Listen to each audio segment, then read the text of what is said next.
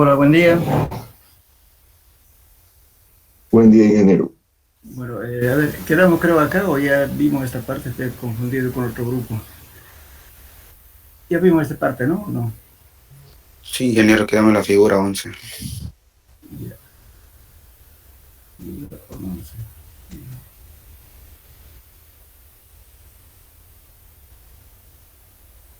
Aquí quedamos, ¿no?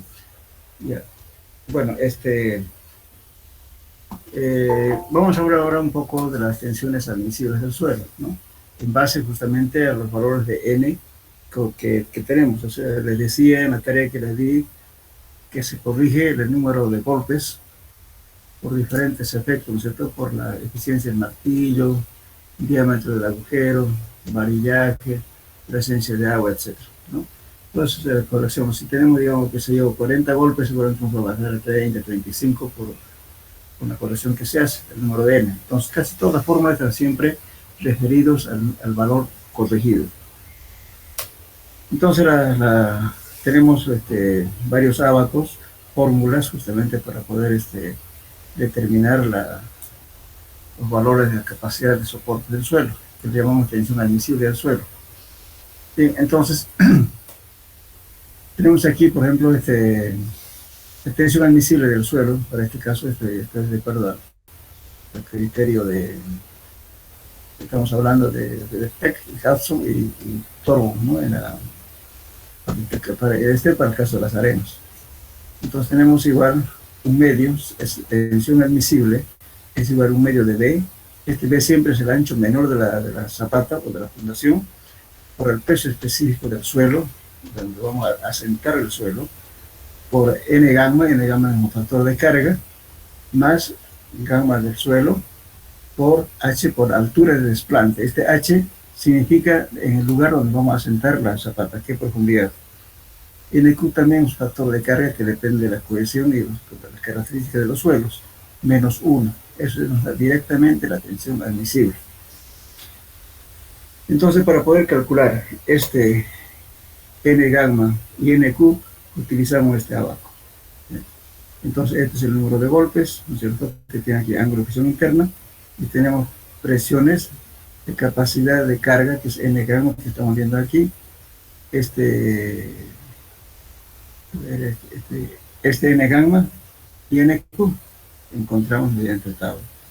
Entonces, tenemos número de golpes, con número de golpes de gamma hacemos coincidir, ¿no es cierto?, todas estas curvas y obtenemos el valor de NQ y N gamma, que vamos a reemplazar en esta fórmula. Bien, eso nos llamamos el factor de capacidad de carga que tenemos aquí. Bien, entonces los datos de entrada, lógicamente, vamos a buscar un valor de N del ángulo de fusión interno, ¿no? Y el número de golpes. Entonces interpretamos un punto hasta encontrar la tabla y este abajo. Después tenemos otros abacos que nos sirven, suponiendo, ¿no es cierto?, que aquí todas estas líneas inclinadas son valor del N, el número de golpes del SPT. Y yo puedo decir, bueno, podemos trabajar de la forma, con la tensión admisible de tanto, vale una zapata con esto, pero aquí tenemos, por ejemplo, zapatas, ¿no es cierto?, aquí nos podemos predimensionar, siempre refiriéndonos el ancho menor de la zapata. Aquí de 15, o sea, de 1.5 metros, de 3 metros, 4.5 metros y 6 metros. Entonces, adoptándonos un valor del ancho de la zapata, del ancho menor, buscamos suponiendo, digamos, aquí, qué sé yo, para un número de golpe de 30. Entonces saco aquí y obtengo la tensión admisible de aproximadamente 3.8 kilos por centímetro cuadrado. De ese modo calculo. Lógicamente, esta tensión ya lo voy a calcular. ¿Por qué? Porque sé las cargas que voy a obtener, ¿no es cierto? Si es un edificio de un piso o dos pisos, voy a tener el peso que me está cargando esa columna. Esa columna tiene que estar asentada en una zapata. Voy a suponer que la zapata es rectangular. Entonces, si la zapata es rectangular, entonces adopto, porque voy a decir, bueno, el ancho menor de la zapata que sea 1.5 o 3 metros, dependiendo, ¿no es cierto?, de las cargas. Y como sea el número de N, entonces voy a decir, bueno, tengo este valor la tensión admisible. Entonces voy a verificar eso, cuánto realmente me da con la carga que estoy haciendo y con la fundación que estoy adoptando. Entonces, si está dentro de los valores que me dice aquí, entonces el dimensionamiento que yo estoy haciendo está bien. Ahora, si no, bueno, voy a tener que disminuir, perdón, aumentar, si no me da, aumentar el área de la zapata. O si no, también si da lo suficientemente grande estos valores, entonces, ¿qué hago? Puedo disminuir la dimensión de la zapata. Y es cuestión de jugar de ello, cuánto me va a dar los valores con el número de golpes y las dimensiones que adopto. Ahora también puedo tener en cuenta, teniendo la tensión admisible del suelo, ¿no es cierto? Aquí, yo calculo, supongamos, para 6, y un número de golpes que sea, por así decir, 35. Bajo aquí y voy a decir a qué profundidad tengo que poner mi zapato. Me está indicando eso. Ahora, si quieren, al revés también, si yo quiero fundar, qué sé yo, a una profundidad, qué sé yo, de 2 metros, 3 metros, pongamos 3 metros. Y bueno, adopto cuál es el número de golpes que tengo. Lógicamente, los valores intermedios entre 40 y 35 hay que interpolarlo. Suponiendo que tengo yo, por ejemplo, digamos, 35, digamos. Entonces, una profundidad de 3 metros tengo una tensión admisible de tanto. O sea, me permite adoptar tensión admisible con su defecto la dimensión del zapato, o al revés. Entonces, con esos datos uno puede jugar, digamos, para poder calcular las zapatas en función del número de n. Ahora también podemos decir, por ejemplo, aquí hay una pequeña corrección. Si en caso no se hiciera la corrección que les pedí que hagan, ¿no es cierto?, como tarea, por lo menos si no hacen esa corrección, cuando hay presencia de agua debe corregirse cuando el número de golpes del número es mayor a 15, son suelos granulares, y además tiene presencia de agua, entonces hay que corregir por esta forma. No sé si lo tengo a ver aquí.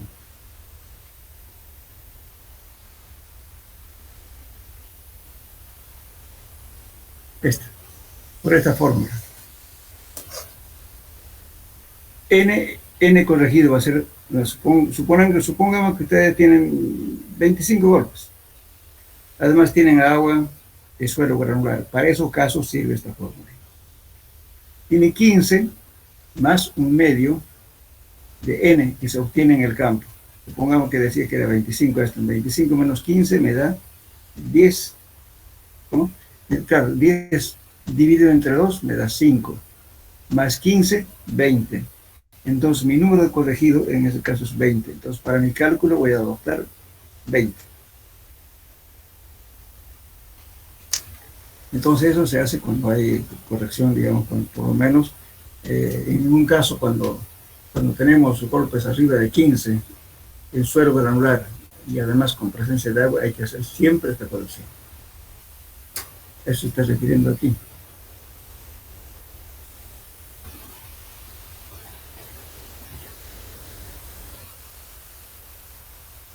Acá.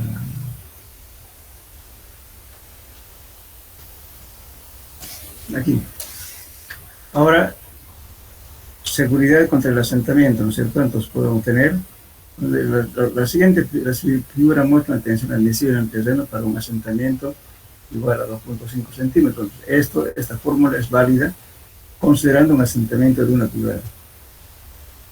En el caso de una zapata rectangular B es la menor dimensión, entonces estamos igual que el otro, no estamos tomando en cuenta. Nosotros podemos poner, es decir, que aquí viene el número de golpes de arena suelta, medianamente compacta, muy compacta.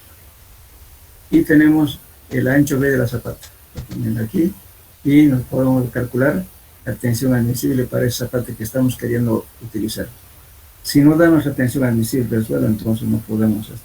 Lo que estamos haciendo, comparando siempre los valores reales de la carga, suponiendo una columna me está dando 30 toneladas, y le pongo un área de contacto, que es la zapata, puede tener una presión.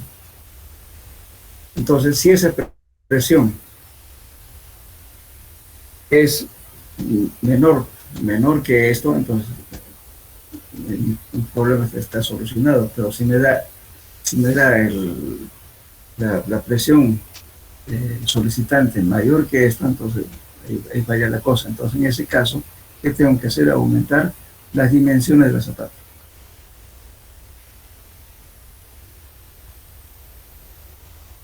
Después también podemos tener otra tensión admisible usando este abaco.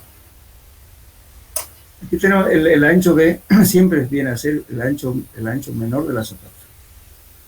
En este caso tenemos nivel freático aquí, este nivel de terreno, y más o menos para este caso, ¿no es cierto?, cuando la zapata es aproximadamente 2 veces B, así la profundidad desde la base de la zapata hasta el nivel freático, cuando es 2 veces B, entonces puedo usar este abaco.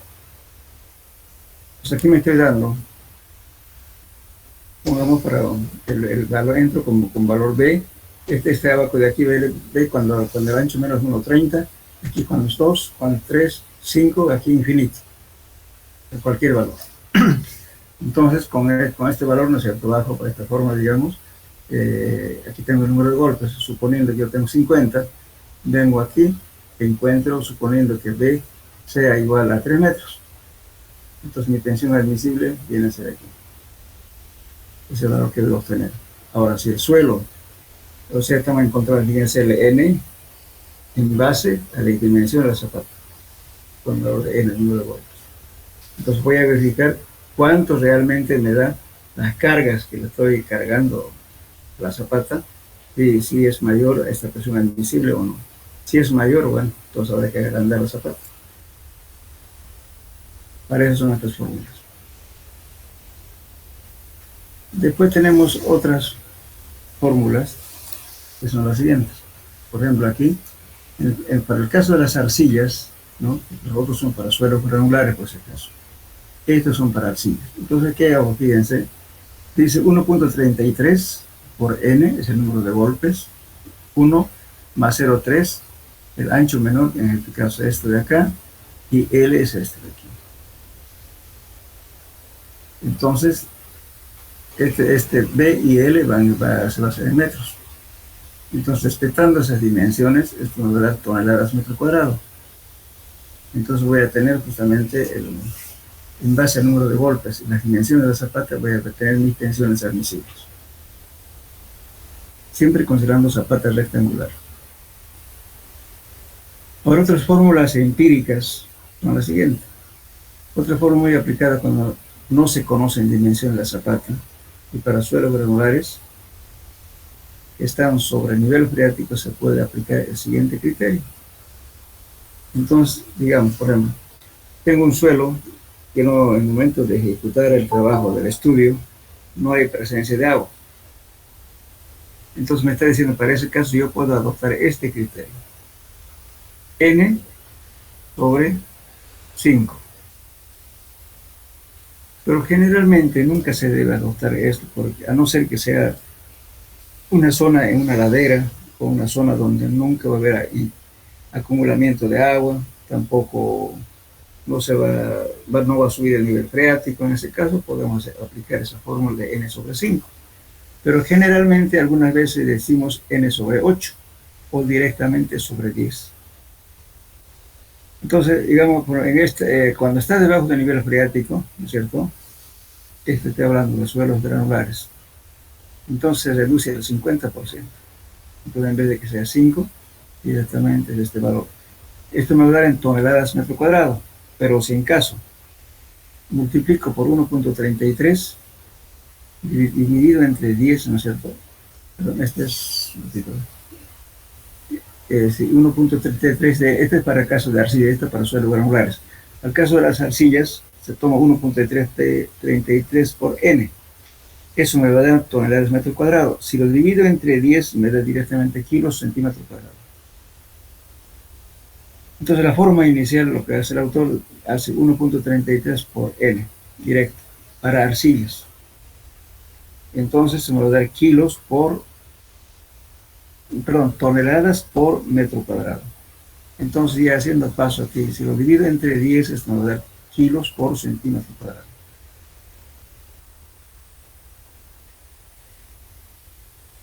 Después tengo, esta es la fórmula de Bowles.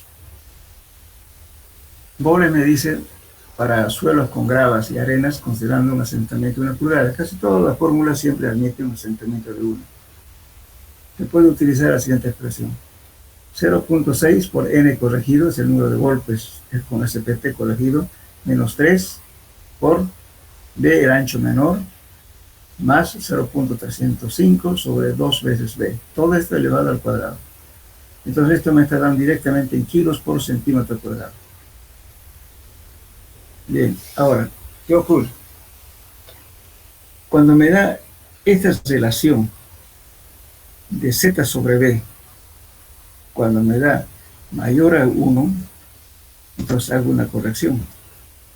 A este valor obtenido de aquí voy a multiplicar para agrandarlo más, siempre y cuando que esto sea mayor a 1.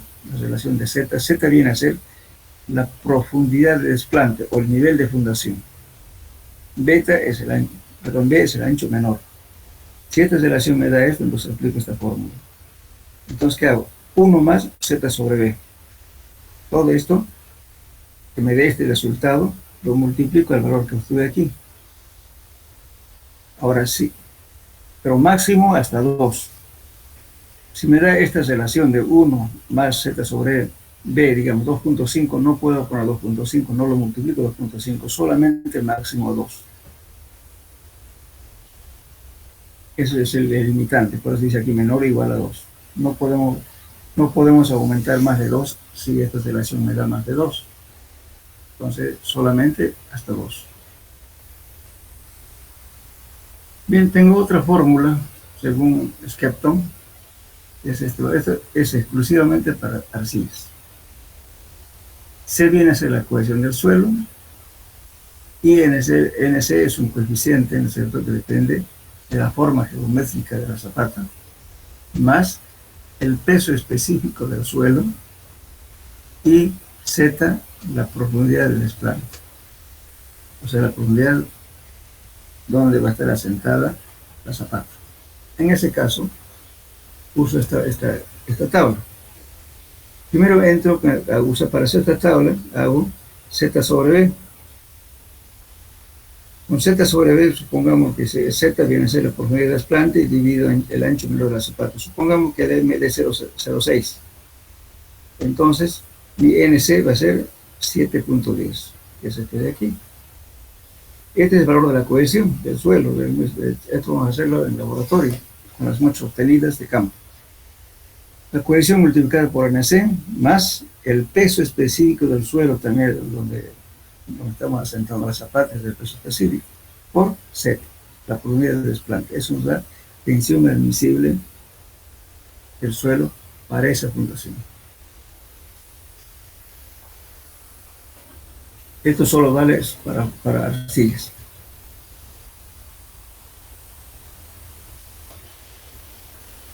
Ahora, en la siguiente tabla vamos a ver la correlación aproximada del número de golpes para la densidad relativa. Entonces, ¿qué decimos? La densidad relativa, ¿no? Mira, estamos encontrando, esto no lo van a confundir con la abreviatura del doctor, es densidad relativa, por favor, con el valor de n del SPT. Supongamos que n me dé 10, entonces mi densidad relativa me da 0.35, expresado en porcentaje 35%. Cuanto más aumenta n, va aumentando justamente su densidad relativa. La densidad del campo como se encuentra, eso se refiere. Tengo 85%, 0.85 o bien 85%. Para valores mayores a 50, ¿no es cierto? Cualquier valor que sea menor o mayor a 50 se adopta 1. Pues se considera generalmente como rechazo al penetrómetro de Petersheim, ¿no es cierto? Al penetrómetro, cuando el número de golpes es superior. Fíjense, hay que entenderlo bien. Hay mucha gente que siempre obliga a que sea mayor a 100, y no es así. Miren lo que dice Bowles en su libro, dice lo siguiente. Se considera generalmente como rechazo al penetrómetro cuando el número de golpes es superior a los 25 a 30 golpes por centímetro. Si eso me da al golpear solamente me está entrando entre 25 a 30 golpes por centímetro, digo rechazo. Ya no necesito hacer los golpes porque voy a romper mi herramienta. Y a la vez dice, se puede cobrar un precio excesivo por desgaste de equipo, porque es peligroso que lo rompa o que su herramienta se quede abajo porque se va a romper. Y el plano para entrar un centímetro está dando 25 o 30 y es duro, entonces va a romper. O en su defecto también cuando el número de golpes es mayor a 50 para 30 centímetros, también se considera rechazo. Las normas de la CTM dicen que se considera rechazo cuando son mayores a 100.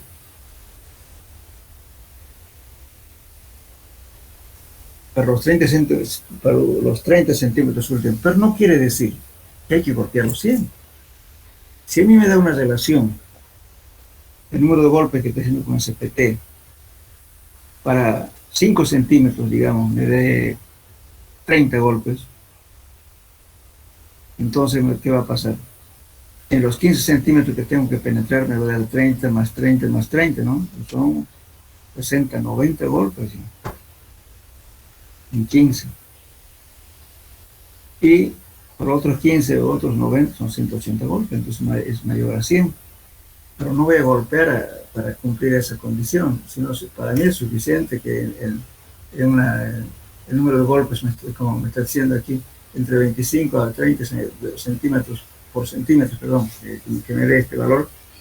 En un centímetro me dé 25 a 30 centímetros, no necesito golpear, pues, si no lo voy a romper todo. Entonces se deja. Pero, ¿por qué estoy aclarando eso? Hay muchos fiscales, supervisores de obras, dicen, no, tienen que golpear los 100 golpes. Con 100 golpes, rebota el martillo, rebota toda la herramienta y lo va a romper su equipo. Y cosa el peligro de que todo el varillaje de todo se quede adentro, lo pierde toda la herramienta. Pero hay gente que obliga, como tenemos un contrato, ¿no? Aquí ciegamente dicen ellos, tiene que ser mayor a 100, entonces le hacen golpear hasta 100, entonces corre el peligro de romper todo.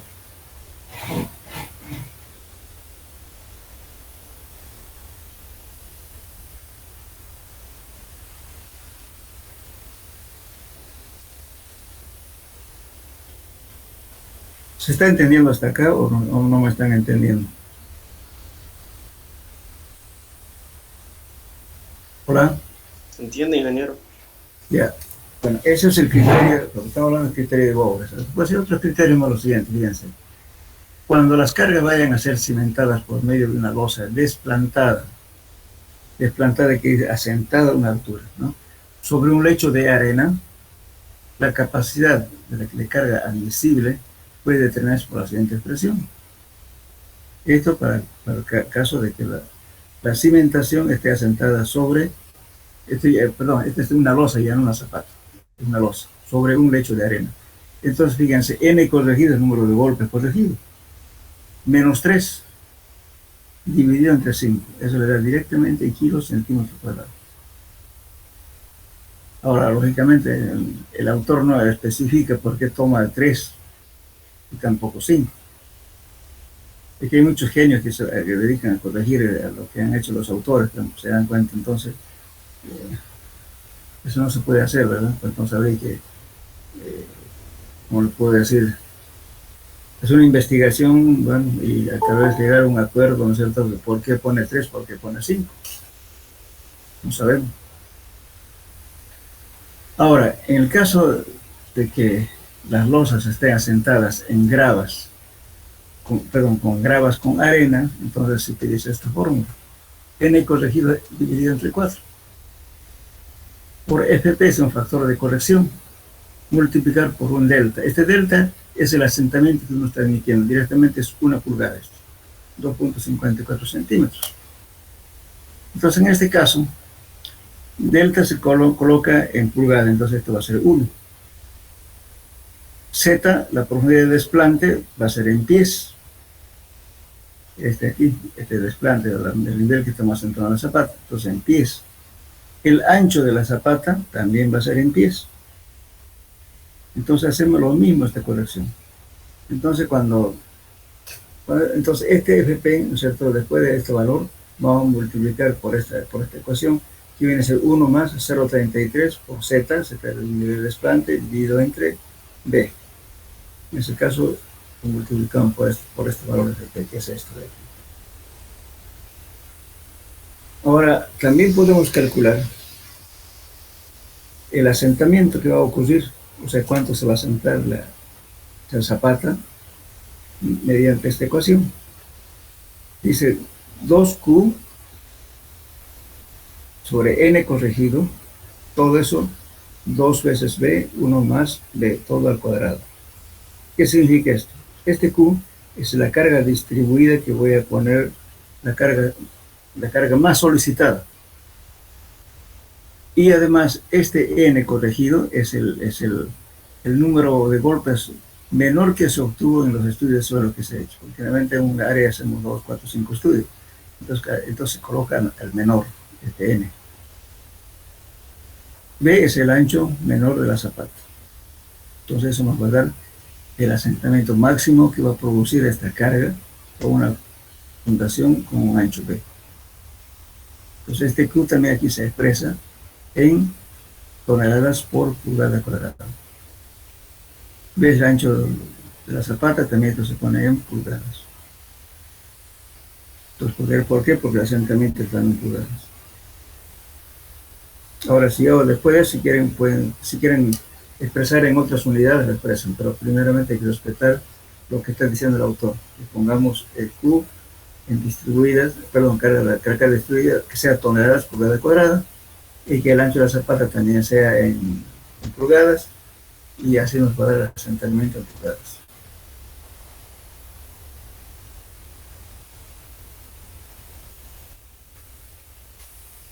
Bueno, aquí también podemos calcular también la profundidad de desplante de la cimentación. 0.33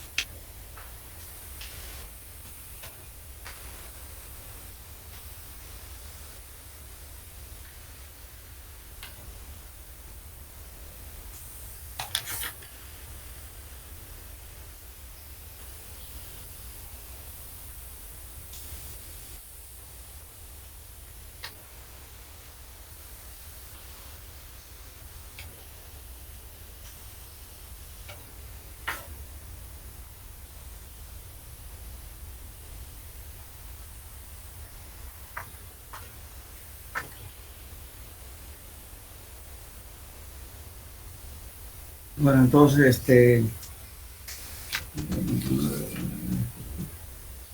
bien. Entonces, tenemos y ahora también podemos calcular la profundidad de desplante, 0. Todas son fórmulas empíricas, por favor, 0.33 menos 0.17 por el índice plástico. Esto lo han hecho ya en suelos 1, perdón, en suelos 1 lo van a hacer en límite lateral, van a calcular esto. IP por IP menos 4 sobre gamma del agua, este es el peso del suelo, perdón, este es el peso específico del suelo. D nos va a dar la profundidad del desplante requerida en función del tipo de suelo y las propiedades plásticas del suelo.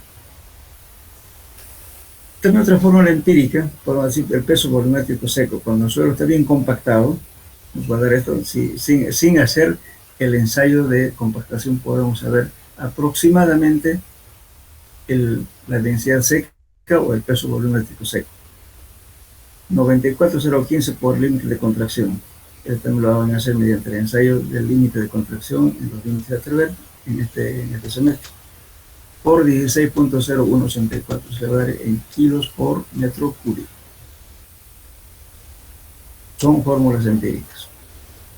Pero es muy importante porque nosotros podemos saber, sin hacer los ensayos de compactación, que sí podemos saber la densidad máxima aproximada. Bueno, después decimos, podemos hacer la corrección de número de golpes cuando n es mayor a 15 para los 30 centímetros últimos, ¿no es cierto?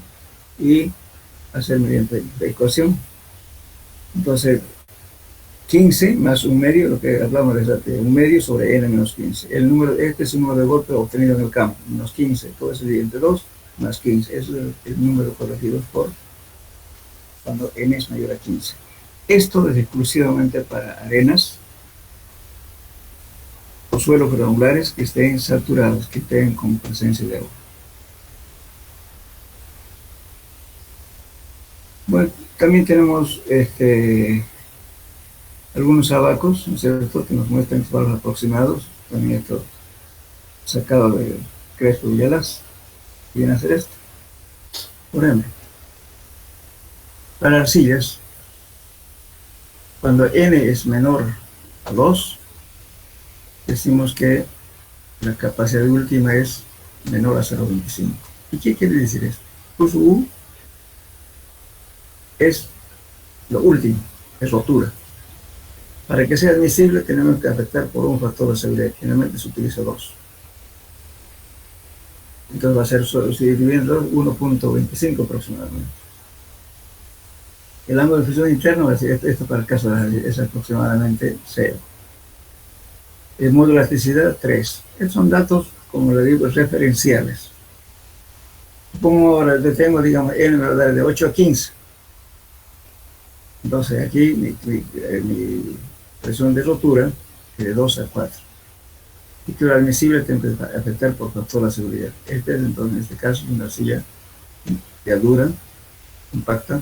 En realidad aquí hay autores que hablan de esto, compacta, generalmente se dice de compacidad rígida. Algunos utilizan muy rígida o dura. Entonces en este cuadro estoy respetando lo que dice Crespo Villalas.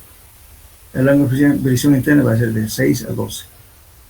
El módulo de elasticidad va a ser mayor a 200. Para arenas, lo mismo. Con n, pues supongamos para esto de 5 a 10, quiere decir de compacidad floja o suelta. Y la compacidad relativa va a ser de 16 a 35. El ángulo de fricción interna va a valer de 28 a 30. Y el módulo de elasticidad va a ser entre 10 a 250. Ahora también hay otra fórmula, abacos que se puede calcular también con el número de golpes, que el ángulo de fricción interna aproximado. Entramos con el n corregido, nos vamos a encontrar esta curva, bajamos aquí y tenemos el ángulo de fricción interna aproximado. En ningún caso en suelos podemos tomar el ángulo de fricción interna mayor a 45. Siempre se recomienda que sea menor a 45.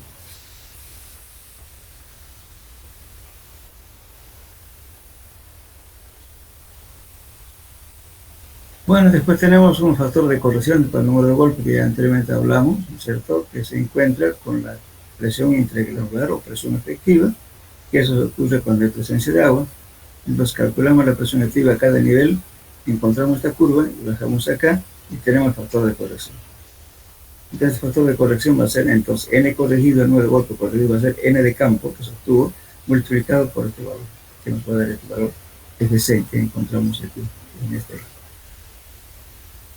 Perdón, con presión intergranular, estoy equivocado. Con la presión intergranular encontramos en la tabla y nos va a dar este C, que es el factor de corrección. Entonces el n corregido de campo ya hemos corregido, ¿no es cierto?, de otros factores, supongamos por lo que le indiqué, por eficiencia del martillo, por diámetro del agujero, por varillaje, todo lo demás. Entonces aquí, como hay presencia de agua, entonces esto se hace solamente corrección, esta corrección es aplicable solamente en caso de suelos granulares.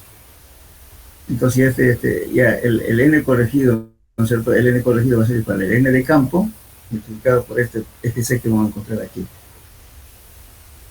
Bien, o si no, aplicamos estas fórmulas.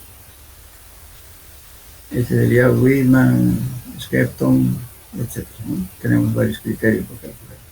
En este caso, de todos modos, viene el logaritmo de presión efectiva. Igualmente, si quieren, cualquiera de estas ecuaciones pueden utilizar.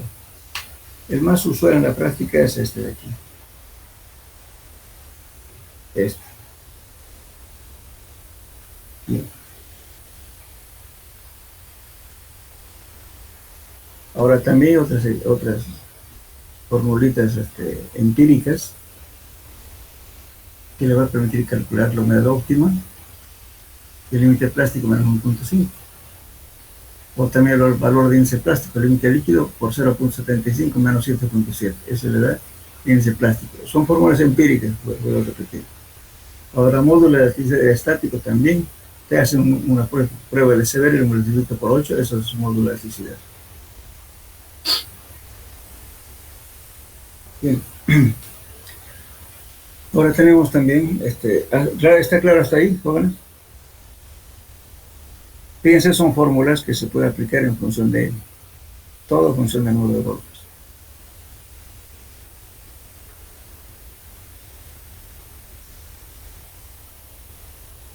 Ahora vamos a hablar un poco de la penetración cónica.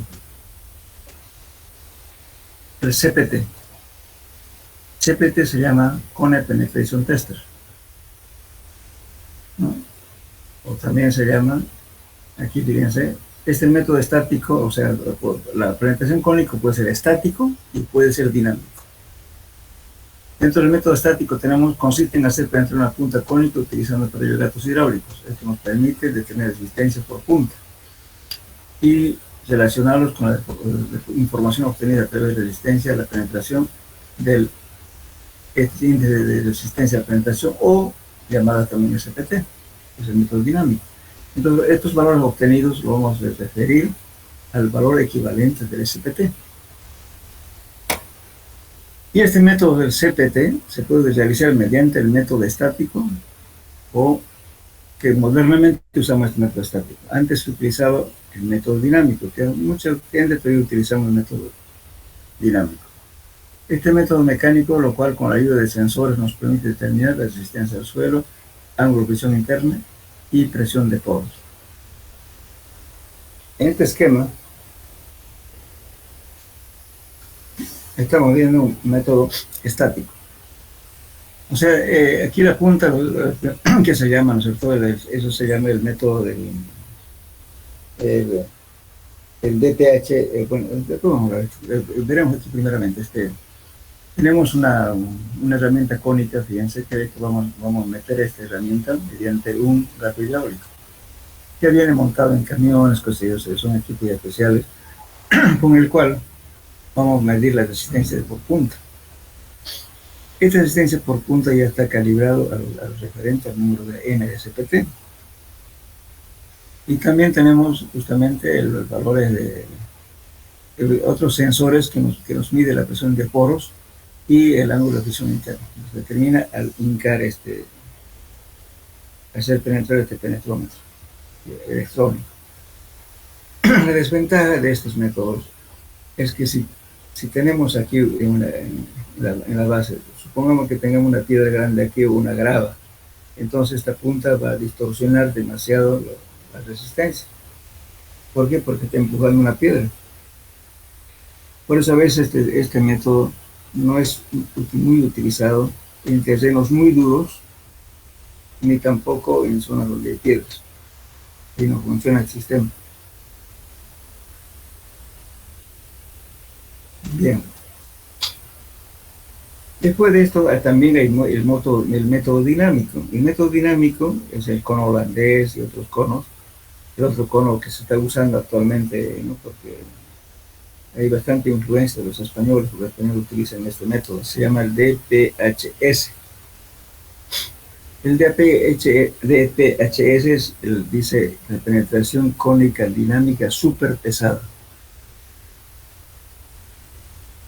Por ahora no tengo eso porque no lo puse aquí en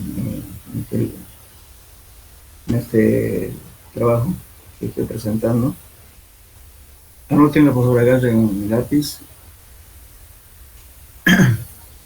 Describir una tarea, por favor, para como investigación. Describir el método de penetración cónica DPSH. Lo que quiere decir penetración cónica súper pesado. Eso quiere decir. Entonces, este ensayo de penetración cónica es dinámico. ¿Por qué? Porque usamos, además utiliza las mismas herramientas que utiliza el ensayo del SPT. Utiliza el trípode, el martillo, lo mismo. Lo único que varía, en vez de que sea el penetrómetro, que es un cilindro bipartido, que llamamos penetrómetro de Terzaghi, aquí usamos un cono. Un cono lógicamente también estandarizado, y vamos a contar también el número de golpes que se necesita para penetrar una cierta cantidad de centímetros. No me acuerdo muy bien en este momento. Pero en la investigación van a ver cada cuánto se va a golpear.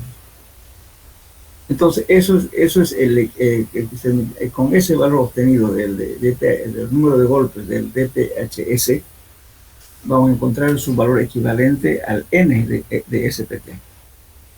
Igualmente, en el trabajo que van a hacer ustedes, me van a encontrar esa relación del N obtenido por DPHS, de la penetración cónica dinámica, súper pesada, a cuánto equivale al número de golpes del SPT. ¿Entienden la pregunta?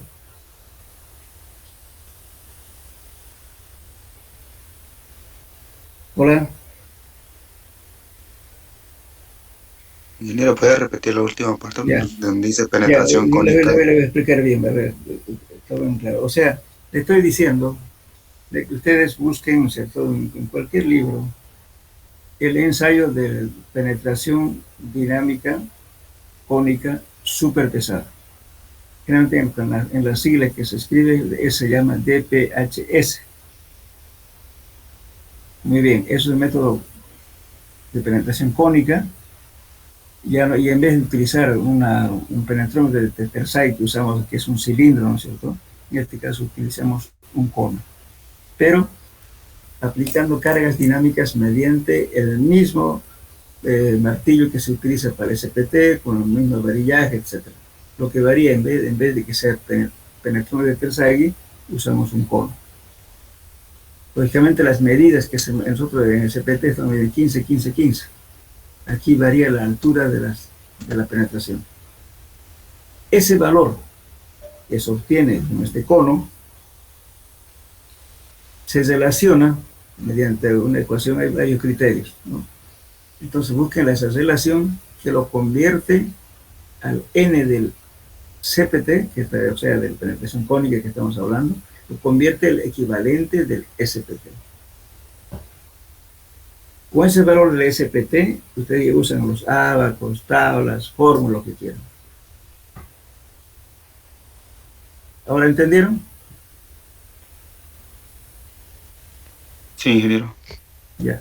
Entonces, una vez que describan el método, van a encontrar la relación que existe para convertirlo el número de golpes con el cono a cuánto equivale al número del N obtenido con SPT.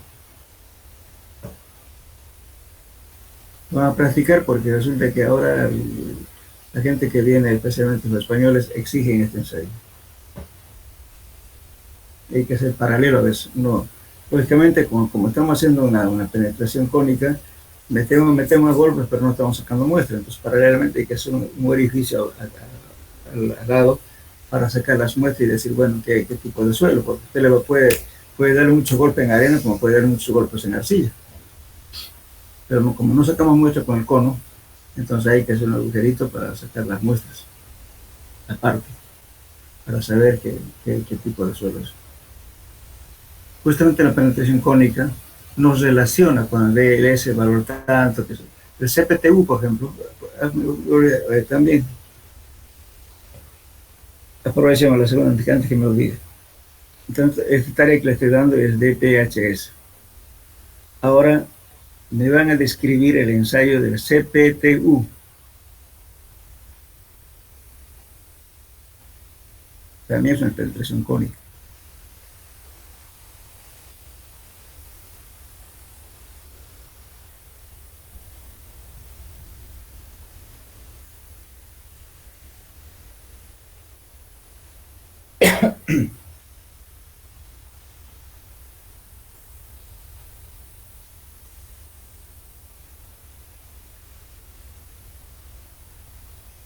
Después le voy a preparar otras preguntitas que no quiero llenarles mucho de preguntas para el uso del dilatómetro. El uso del dilatómetro hay varios modelos y de varios autores. El dilatómetro, a ver, si no, notenlo también. ¿Cómo se hace el ensayo con un dilatómetro?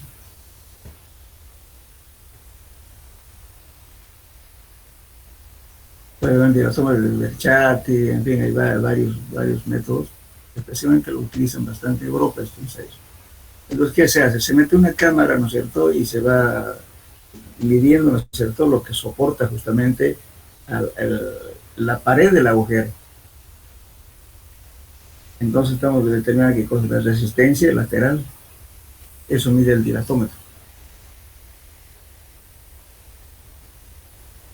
Disculpe, ingeniero, ¿podría editar las preguntas Ya. de la ciudad? ¿Cómo hacer? Ya. Describir el ensayo del dilatómetro. Voy a buscar, hay varios tipos de dilatómetros. Voy a buscar un específico, un ratito, por favor.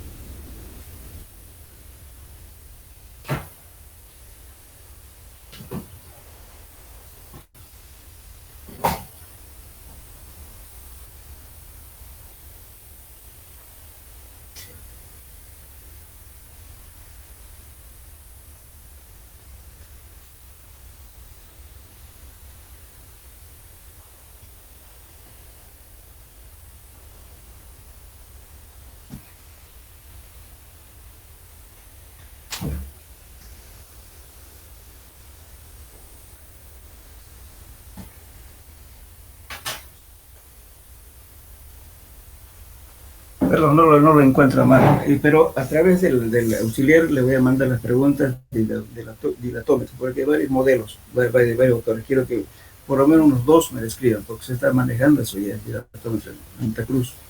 Hay una empresa que tiene ya el dilatómetro, no sé si en la universidad ha llegado unos equipos, no sé si tienen dilatómetro. Incotec tiene dilatómetro, pero voy a poner otro tipo más de varios autores, ¿no? El principio es lo mismo, que lo que se trata es, mediante una cámara, presionar la parte lateral y determinamos justamente eso para hacer muros de contención, por ejemplo, ¿no? O que estén, digamos, sometidos a esfuerzos laterales. De eso sirve eso. Y le van a hacer eso. Entonces, le queda pendiente esa pregunta, se lo voy a complementar. Voy a mandar una notita auxiliar para que ustedes pongan en su tema de investigación. Estamos hablando, ¿no es cierto?, de la penetración del cónica de PHS y del dilatómetro.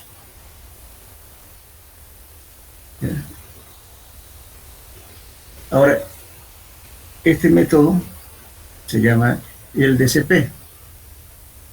Este fue inventado por Sobres, que justamente también hay discusión sobre este tema. Este es un equipo que tiene, fíjense, es un martillito que pesa apenas 4.6 kilogramos, ¿no? 8 libras. Entonces, ¿qué hace esto? Entonces tiene un pequeño martillo que se levanta con la mano, aquí tiene un cabezal, el cual se lanza aquí y se golpea sobre esto.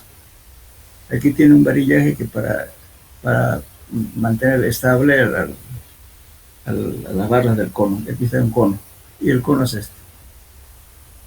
Entonces, lógicamente, también aquí se mide la penetración hecho por el autor, que equivale justamente al valor de 1515 del N del SPT. Este equipo reemplaza al ensayo del SPT. Es pequeño. Yo tengo este equipo y hemos hecho varias veces las pruebas, dan similar resultado, pero lamentablemente en nuestro medio no la aceptan porque están más acostumbrados al SPT. Este es un equipo liviano. Nosotros hemos hecho varios trabajos, por ejemplo, en cobija, como ha hecho en Villarreal y otras partes. Cuando uno ve un avión, no va a llevar, es difícil llevar un equipo del SPT, porque es pesado, aquí es un vehículo. Cuando los caminos no habían pavimento, no habían caminos, entonces hay que irse en avión. Nosotros íbamos en avión también para petroleros, hemos hecho varias veces de ensayo. Pero lamentablemente hay que darles una charla y una breve explicación para que acepte la gente. No lo conoce mucho, pero ustedes de todos modos lean, está en el texto, y también pueden encontrar en Sowers, en el libro de Sowers, encuentran este equipo, este método. Es bien sencillo y liviano.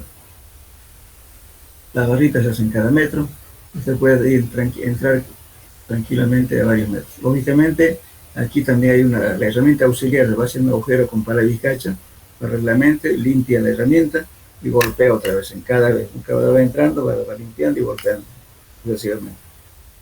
La ventaja es que es liviano. Se puede llevar en un avión. Nosotros varias veces hemos hecho trabajo en la zona de Beni y Pan. También por algunas zonas, digamos, cuando la empresa petrolera estaba en su auge, había zonas inaccesibles. Pues son estudios que hay que hacerle en la cima de una montaña, entonces uno puede, bueno, a veces no se puede subir, pues, ¿no? A veces se hacían, cuando hacíamos el SPT, a veces había que ir hasta alquilando caballos, ¿no? Para llevar la carga del SPT. Y este equipo es el máximo para entrar a unos 10, 15 metros, no necesita más de 100 kilos, 150 kilos, no necesitamos. Entonces, en cambio, con el SPT va a llevar cerca de unos 300, 400 kilos, más pesado. Bien, pero eso lo tienen en el texto. Pero entonces el DPH, si no está, lo van a investigar sobre eso y los valores del número de golpes equivalentes al SPT.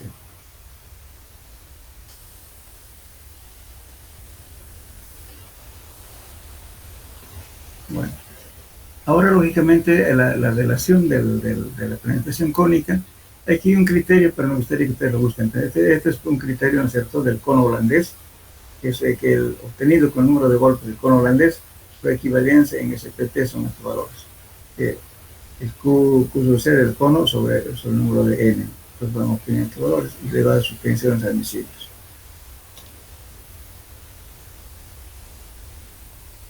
Bien. Esto ya lo vimos con ustedes, ¿no es cierto?, cuando vimos el mochador de pared delgada. También quería explicarles, ¿no es cierto?, cuando se está perforando un suelo, cuando hay un boleo, quiere decir piedras bolones, son gravas, partículas de diferentes tamaños. A veces hay que utilizar una serie de taladros, hay que utilizar cinceles. O sea, en una exploración uno tiene que inventarse. Muchas veces, ¿no es cierto?, hay que ingeniársela. ¿Cómo va a sacar, cuando de repente en el agujero que está haciendo se le aparece una piedrita? ¿Cómo lo va a sacar y no lo va a poder? Porque la vas a hacer la piedra y ir golpeando con el CPT o con el PON, lo que sea. De repente es una piedra suelta. Para determinar eso, entonces hay que hacer una herramienta, ¿no es cierto?, que permita sacarlo, esa pequeña piedra. O de lo contrario, partirlo para hacerlo a un lado, o un cincel, o ya sea cincel cortante, o también una punta, un cono, para romper la piedra, o bien apartarle el material que le está estorbando para seguir profundizando el sondeo. El objetivo siempre es profundizar para estar seguro, no uno puede quedarse y decir, bueno, aquí mi herramienta tropezó con esto y aquí me quedo, no. Tiene que dar seguridad en el estudio. Entonces eso hay que recurrir a diferentes estrategias, pues a veces no están en los libros, no hay que inventársela. La cosa es perforar. Lógicamente los valores que se obtienen ya utilizará un cono holandés, si quiere puede utilizar el DPHS o penetración cónica, en fin. Bueno, esto también lo vimos en la anterior clase. Este es el mochador de pared delgada. Ahora les voy a explicar sobre esto. Cuando se está haciendo un estudio y tenemos presencia de gravas o piedras, pues se utiliza es que se llama una roca, ¿no es cierto?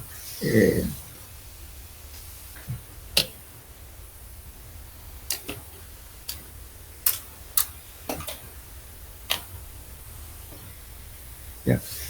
Métodos rotatorios en roca. En caso de que no se pueda usar el método de percusión, puede usarse taladros a rotación con rocas de diamante, el tipo de cáliz o carburo tungsteno. Los diferentes tipos de rocas se pueden, en este caso. Fíjense, este es todo el mundo yo creo que conoce, ¿no es cierto? El famoso trépano, o tricono, como le llaman así, que usamos justamente en las empresas petroleras. Para nuestro caso, como ingenieros civiles, no necesitamos una perforación grande, suficiente, un trépano que sea de 4 pulgadas o de 6 pulgadas, suficiente. Entonces coloca una máquina, ¿no es cierto?, en la rotación y cual va a triturar justamente con esto. Estos son rodillos que giran y al girar, lógicamente, agarra las piedras y los rompe. Y de ese modo atravesamos. Lógicamente acá tenemos que utilizar lodo bentonítico para poder suspender los sedimentos que va dejando al romper las partículas. Eso para profundizar los sondeos. Ahora también otro, si no tenemos mucha piedra y tenemos alguna grava que nos molesta atravesar, entonces utilizamos esta aleta. Es una roca que, fíjense acá, gira esto así, entonces aquí viene acoplado las barras. Entonces esto es lo que llamamos tungsteno o carburo de tungsteno. Una palabra también se llaman vidias. Seguro que todo el mundo ha visto hacer broca a los torneros. Entonces esas brocas justamente son vidias. Y eso es de carburo de tungsteno. Es un elemento bastante duro. Esta parte de aquí. También esto se puede hacer en forma casera. Nada raro. Simplemente acá coloca una base que viene aquí la rosca para acoplar las barras de perforación y con una aleta, puede ser un muelle un muelle que utilizan los camiones, se corta y se coloca esto. Esto simplemente hay que adherirlos con la soldadura de bronce y le sirve de esta forma. Es un orificio donde entra justamente la presión de agua. O también esto, otra forma de hacer, este viene armable. Vienen tres partes separadas y mediante una rosca se junta esto así. También esto está revestido con tungsteno. Depende, como repito, ¿no es cierto? Realmente que a veces hay que inventarse para poder... es que también para comprar, digamos, estas cosas, es muy caro. Nadie le va a pagar, por ejemplo, para darles una idea. Este tricorno, esto hay para diferentes formaciones. Formación dura, que es con carburo de tungsteno. Para formación media, es un acero bastante duro a la fricción. Y para blandos tienen esta protuberancia más grande y lógicamente el acero tampoco no es tan duro, porque es para formación blanda. Entonces un trépano de 6 pulgadas con carburo de tungsteno está costando alrededor de $2.500 a $3.000 uno.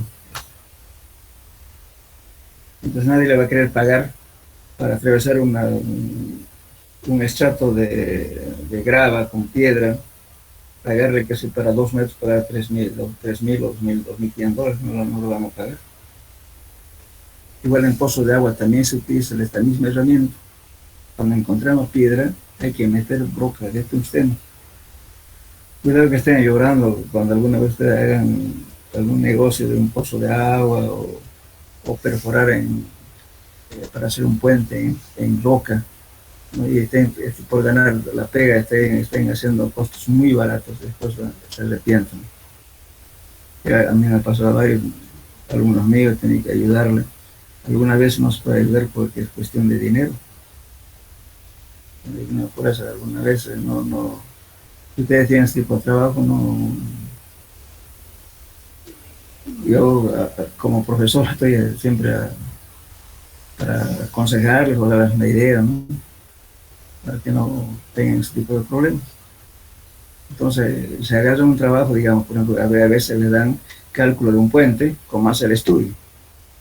y el tipo le pone su precio, que su cálculo va a costar tantos días, pero el estudio de suelo lo pone como si fuera algo secundario. Y es justamente lo que, si es roca, le va a costar harto. Para que tengan idea, un metro de, porque los tamaños de las rocas vienen por diámetro del hueco que le va dejando, especialmente. Vamos a hablar de esto. Estas son las rocas con diamante. Entonces esto va girando, ¿no es cierto? Va haciendo un agujero y va cortando las piedras y el núcleo sale por aquí, por el medio. Entonces, este es un equipo, fíjense, este es un equipo para justamente hacer el estudio en roca. Las muestras que se están sacando son estas. Este está cortando y está sacando este núcleo. Entonces tiene una herramienta especial para poder sacarlas, ¿no es cierto?, las muestras. Entonces tenemos utiliza unas cajas para poner en forma secuencial toda la formación de la roca que está saliendo aquí. Entonces a esto lo vamos a medir nosotros, ¿no es cierto? Va a depender el uso de esto, y fíjense aquí diferentes formas de trepa. Por ejemplo, dice corona semi-redonda con diamantes de grado A para rocas duras y extremadamente duras. Entonces estos son los diamantes que ven aquí, son de alta pureza, duro, y por consiguiente eso le va a costar más caro. Estos son coronas de carburo tungsteno para formación de roca blanda, fíjense aquí no lleva diamantes, sino lleva carburo tungsteno. Entonces esto, una roca blanda lo corta por una arenisca, una limonita, lutita, es suficiente esto para cortar. Pero si es roca dura, hay que ver por esto. A veces, si es mucho más dura, todavía hay que buscarse una corona impregnada. Ya no se ve ni siquiera estos puntitos que se ven, porque son diamantes. Cuando roca impregnada solamente es polvo de diamante que vea pegado esto. Justamente la gente que no entiende, a veces lo golpea esta roca, por la corona que le llamamos normalmente en mecánica de suelo. Entonces, lógicamente, al golpear, ningún cristal es resistente al impacto. La fricción soporta al diamante, pero no al impacto, a la abrasión, el soporte, pero no al golpe. Entonces regina mal y quedan pues sin los cristales de diamante y no corta nada. Hay mucha gente inconsciente, me pasó muchas veces, como lo manejan como si fuera cualquier fierro, porque no se ve estas cositas de acá. Son chiquititas, solamente cuando vea la luz así se ve el reflejo, pero eso es de alto quilataje. Por consiguiente, su costo es mucho más grande todavía.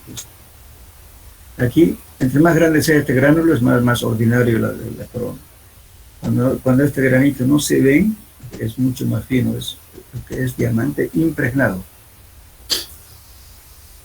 Después tenemos otro, por eso viene por tipo A, tipo B, tipo C, para decir, para formación también las formas vienen en diferentes formas, vienen escalonadas, en fin. Entonces el operador tiene que saber escoger cuál es lo ideal para el lugar donde va a trabajar.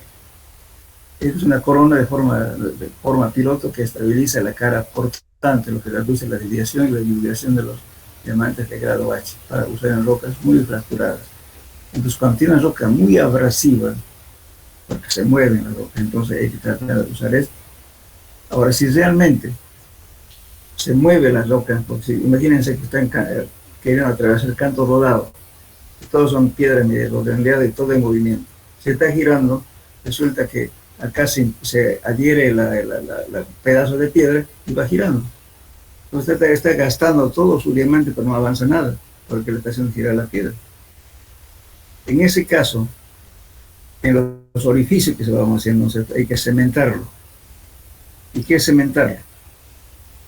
Se inyecta lechada de cemento al fondo, se saca la herramienta y se deja que frague el cemento para agarrar las partículas que se mueven y cortar. La inyección le puede avanzar cada inyección de 20, 30 centímetros nomás. Y después tiene que otra vez inyectar. Entonces es un pérdida de tiempo, dinero y todo lo demás. Por eso en ríos donde hay gravas, piedras que atravesar y que cobran más caro, todo el mundo cree, ¿no?, que son piedritas, pasa, al alrededor todo se mueve. Entonces, además se usa doble herramienta. Para que no haya derrumbe, se coloca otra camisa encima, también con diamante, para proteger el derrumbe lateral. Entonces está usando doble herramienta. En cambio, si hacemos una perforación en roca sana, entonces estamos haciendo solamente con una sola bloque, está entra directo, no necesita camisa. La camisa o revestimiento también se llama, o ademe también se llama, que ponemos otro tubo de protección para que no derrumbe, para ir avanzando con esto. Avanzamos esto, sacamos las muestras inalteradas y luego otra vez metemos la camisa hasta la altura que entró esta roca. Y sucesivamente vamos sacando estos núcleos así. Ahora, de esta cantidad de núcleos, ¿qué hacemos? Justamente estamos poniendo en forma secuencial, digamos que sea el punto cero, digamos aquí, hasta acá, después lo volvemos así, cosa de tal modo que si queremos formar la litología del suelo, del lugar donde estamos estudiando, podemos ponernos un campo determinado y vamos a ver exactamente cómo está conformado toda la formación de roca. Inclusive le pone hasta el buzamiento, podemos determinar con qué dirección está aproximadamente el buzamiento de roca, qué dirección tiene. Y nos vamos a fijar de qué datos vamos a obtener de esto. El porcentaje de recuperación. ¿Cuánto recupero? Si entra un metro, si recupero solamente 30 centímetros, solamente es 30% de recuperación. Y de esa recuperación me voy a ver cuántos valores de RQD voy a tener. ¿Qué es un RQD? Es la calidad de roca. Entonces, de ese pedazo de roca que saqué, todo pedacito lo voy a medir. Entonces, voy a escoger todo material, todo pedazo de estos núcleos que estamos viendo acá, que sean mayores o iguales que 10. Eso se llama RQD. Eso voy a tomar en cuenta para sacar el porcentaje de RQD obtenido por metro. Y de eso voy a hacer la prueba de compresión, la acción, todas las que ustedes quieran. Hacemos mecánicas de rocas. Y el coeficiente de seguridad que voy a utilizar para esto es bastante alto. Dependiendo desde 5 hasta 25, 27. Cuanto más sea fracturado, más meteorizado de la roca, hay que poner un coeficiente mucho más alto. Ese es el valor que vamos a dar al calculista para que decir, bueno, ponga su puente aquí. ¿Por qué le damos factor de seguridad alto cuando está todo totalmente meteorizado? Porque lógicamente con el peso, con la vibración que haya, se va a ir acomodando las piedras. Entonces puede haber asentamientos. Entonces hay que decir al tipo, no ponga mayores presiones que tal valor. Generalmente se puede dar como referencia que sea menor o igual a 3.5, que es lo más conservador. De repente la rotura de la roca le va a dar, qué sé yo, 50 kilos por centímetro cuadrado. No le diga eso a la lumbre porque le hace un cierto, pero tome un factor admisible del tanto. Y con eso tiene que trabajar. Por eso entonces hay que tomar en cuenta el porcentaje de recuperación y los pedazos que salen mayores a 10 centímetros, se llama de RQD. Bien, bueno, esta máquina que ven es una máquina japonesa. Tiene capacidad de entrar a más de 100 metros de profundidad. Puede utilizar diferentes diámetros. El NQ, también me olvidé decir, la nomenclatura que se utiliza para calcular el diámetro del corte que se hace con estas herramientas, viene la nomenclatura en inglés NQ, BQ, HQ, etc. ¿no? Viene, prácticamente ya es equivalente en centímetros, ¿no? Que uno va haciendo, digamos, ¿cierto? Y va a depender mucho también, entre más grande sea la broca, lógicamente el costo es mayor. Generalmente para estudios geotécnicos, aplicado en ingeniería civil, manejamos el BQ y NQ, dos medidas. Bien, entonces este equipo tiene la capacidad de girar 200 revoluciones por minuto hasta 4000 revoluciones por minuto. Tiene caja cuarta. Entonces, por eso si usted quiere ganar plata, hay que tener un buen perforista. Si no, las rocas que cuestan caro, pues para que tengan idea, una broca de NQ, que es un poquito más ancho que el BQ, está costando entre 600 y 700 dólares. Entonces usted no puede cobrar menos de eso por metro, de repente un metro lo quemo 2 brocas. si no sabe manejar el técnico, o sea, el operador, y no supo, digamos, hacer su presupuesto, va a tener que poner parte de su bolsillo, porque la herramienta cuesta caro. A veces se tranca, si por ejemplo, si tenemos muy poca velocidad y no tenemos presión de agua, resulta que las piedras que quedan sueltos le va torneando aquí, le deja como una cintura. Al final lo corta el fierro y se queda la corona, a veces parte de la herramienta. Entonces en diamante hay en esta relación hay que tener mucho cuidado y es concierto, por eso hay que cobrar no muy barato. Repito, ¿no es cierto? ¿Por qué estoy hablando de esto? Porque hay varios muchachos han agarrado trabajos en Potosí, otros agarraron para represas en Sucre, otro en La Paz, en el Alto de La Paz, que hacen buderas también, ya casi vende su casa para terminar el trabajo que se comprometió. Entonces, lógicamente, a veces la inexperiencia hace meter la pata. Como tienen las boletas que soy yo para cumplir el contrato, no están pegados. Que protestan la letra y chao, perdió su garantía. No quiero asustarla, sino hay solamente precaución cuando ustedes ven todo. No quisiera ver a ustedes andar en eso, en demanda, quedarse sin bienes. Ten mucho cuidado en este tipo de trabajo, especialmente cuando hay rocas, ¿no? En los puentes hay que tener cuidado por el tipo de formación geológica que hay. Ahora, para estar más seguro se hace geofísica. ¿Qué es geofísica? Sí, vamos a hablar de eso. Geofísica. Se puede, lo voy a decir más o menos aproximadamente qué hay abajo. Pues, pero eso es una cosa muy importante porque no metemos las patas, inclusive para hacer pozo de agua en el lugar donde no conocemos hay que pedir geofísica. ¿Está claro hasta aquí o tienen dudas? ¿O se durmieron? Hola. Se entendió, ingeniero. A ver, un día de que estemos, de repente tengamos oportunidad de hacer un trabajo para llevarse al campo, para que vean cómo se trabaja con estos equipos. O por lo menos traerlos aquí a mi empresa para que vean el equipo que les estoy hablando. Bien.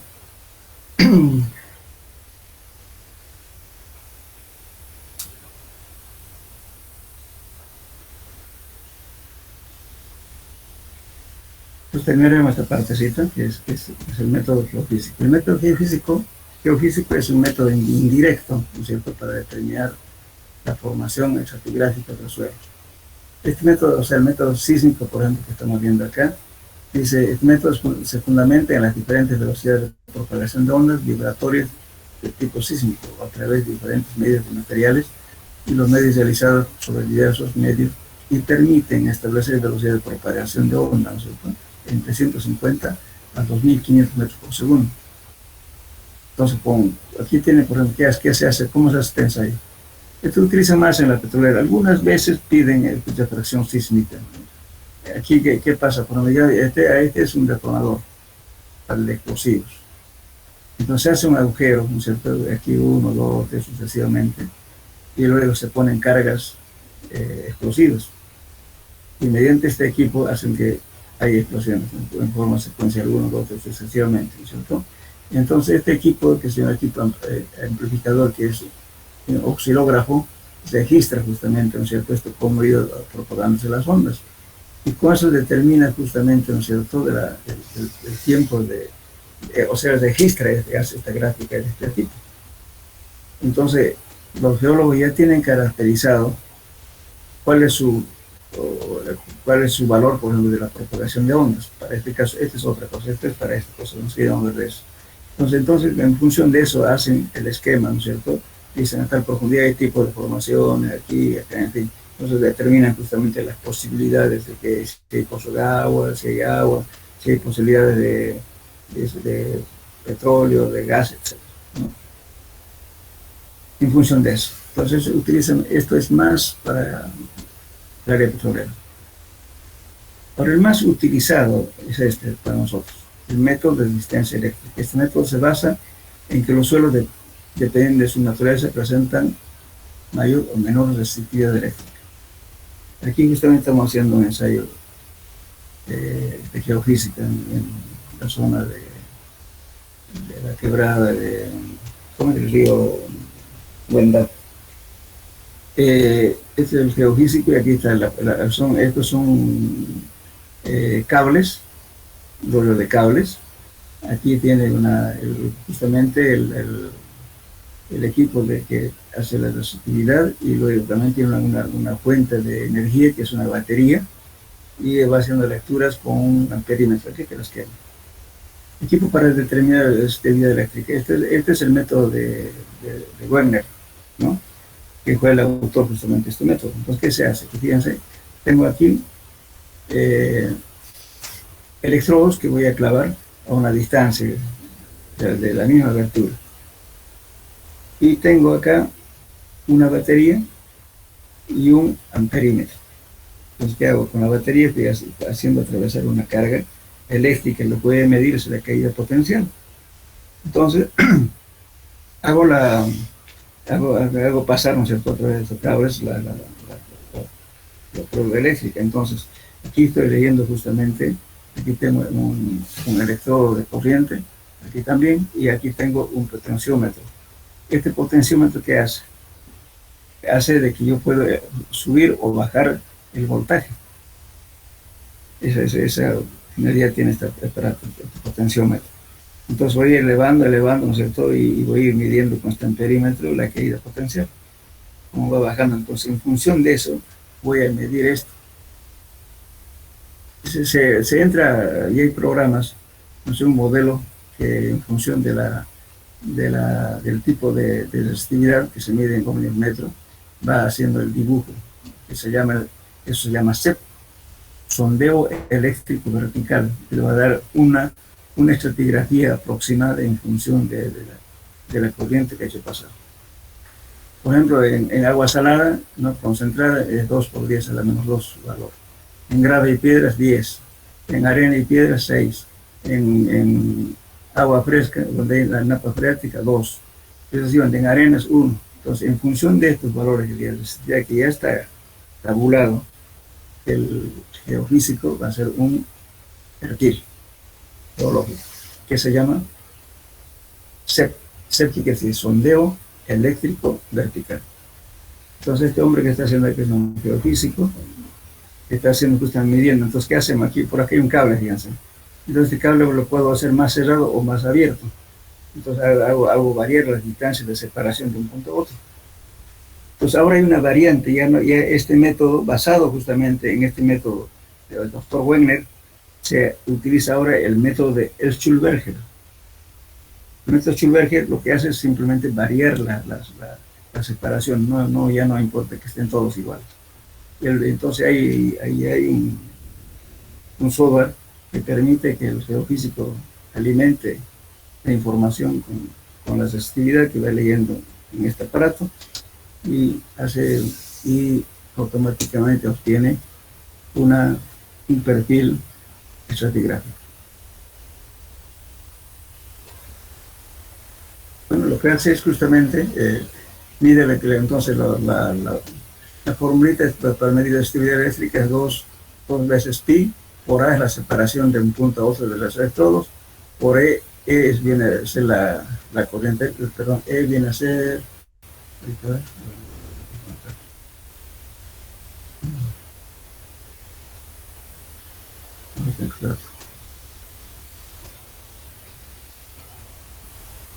entonces la resistividad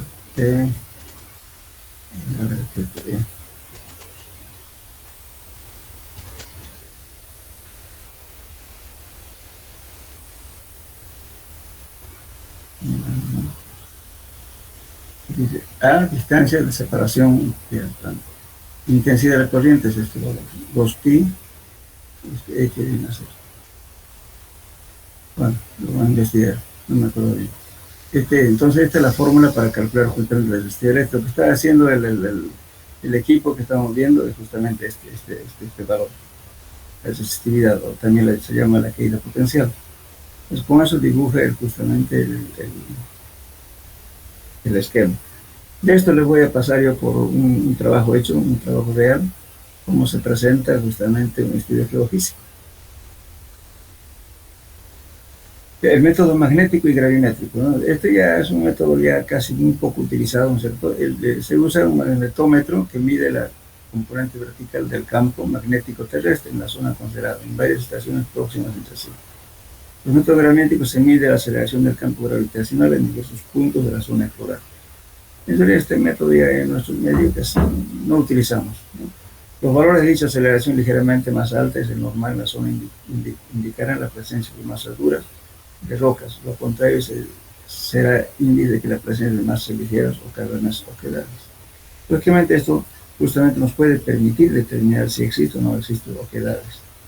Algunas veces en algunos edificios bastante grandes, ¿no es cierto?, se hace un estudio geofísico, también en puentes, hemos hecho varias veces, después también en la zona, digamos, de fallas geológicas, donde están pasando las tuberías, por ejemplo, ¿cierto?, de gas. Entonces, eso se llama zona de riesgo. Entonces hay que hacer un estudio acompañado de un geofísico y determinar las zonas, digamos, las zonas peligrosas, ¿no es cierto?, que pueden haber fallas geológicas y que pudiera producir deslizamientos y que rotura de tubos. Con el gas eso es fatal. En el gas no tiene que escapar nada. Entonces hay que hacer un estudio de riesgos geológicos. Hay que caminar la zona y hacer un estudio. Entonces cuando amerita hacer esta cosa hay que hacer en puntos para ver si hay una falla geológica, ¿no?, si de repente hay una roca fracturada. Imagínense que hay un movimiento, el tubo se cae y revienta el tubo, ¿qué pasa? Una desgracia en los casos. Aparte de eso, bueno, aquí no está en el tema, pero cuando hacemos el estudio de este suelo, perdón, para pozo de agua, hacemos primeramente este sondeo eléctrico vertical para determinar qué tipo de roca, qué tipo de formación tiene, en fin, inclusive para un estudio para perforación de roca debería hacerse este estudio. En función de esto decimos, bueno, aquí hay posibilidad de entrar o no, de repente es una roca maciza, pero entonces ¿para qué vamos a perforar ahí? Si estamos buscando agua. Una vez perforado, ¿no es cierto?, ya sea en zonas de arcilla, de limo, de arena, lo que sea, se hace un perfilaje eléctrico. Ese perfilaje eléctrico es justamente meter una sonda en el agujero que ya está hecho y metemos 3 sondas, medimos los rayos gamma y beta, ¿no es cierto?, y la resistencia eléctrica. En función de eso vamos a tener 3 tipos de curvas. Entonces el geólogo interpreta y dice, aquí hay posibilidad de roca con grava, aquí hay posibilidad de agua, aquí hay posibilidad de tal cosa. Entonces a eso les permite diseñar el pozo de agua, ¿no es cierto?, donde va a colocar los filtros. Especialmente se hace en zonas donde no se conoce si hay acuíferos o no. En esos lugares amerita hacer eso. Lógicamente que encarece la perforación, porque ese trabajito, por ejemplo, el geofísico le va a dar por lo menos para hacer un trabajo hasta unos 100 o 200 metros, le va a salir aproximadamente $2,000. Y si no encuentra, tiene que ser diferentes puntos. Ahora, después de hacer el agujero ya, entonces viene el perfilaje eléctrico. Ya se le va a cobrar por lo menos otros $1,500, $2,000 también. O sea, solamente en estudio geofísico va a gastar cerca de $4,000, pero es más. Entonces, si hacemos para pozos chicos, no amerita hacer eso. Entonces, hay que tomar siempre referencias de los vecinos o algo así. Por eso, de hacer pozos de agua en zonas que no conocemos es riesgo. Bueno, entonces, esto sería todo lo que es sondeos. Y la próxima clase vamos a mandar ya de profundidad de sondeos, la separación entre sondeos. Entonces, quedaremos aquí.